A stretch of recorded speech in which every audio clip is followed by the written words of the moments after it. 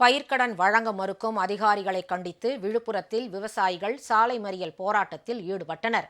விழுப்புரம் மாவட்டத்தில் உள்ள கூட்டுறவு சங்கங்கள் மூலம் பயிர்க்கடன் பெற்ற விவசாயிகள் கடன் தொகை முழுவதையும் 2 மாதங்களுக்கு முன்பே செலுத்திவிட்டதாக கூறப்படுகிறது.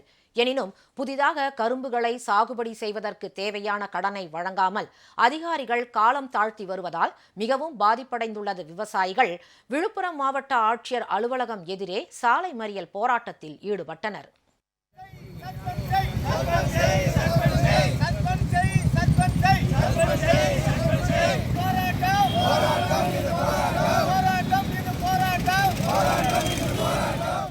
வாங்கிய கடனை கூட்டுறவு சங்கங்களில் முறையாக செலுத்தியவர்களுக்கு 3 மாத காலமாக கடன் கொடுக்காமல் உள்ளது.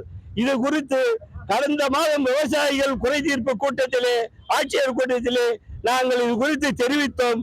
இன்று வரை விவசாயிகளுக்கு கடன் கொடுக்கவில்லை. பயிர்க்கடன் தொடர்பாக ஆட்சியரை சந்தித்து விவசாயிகள் மனு அளித்தனர்.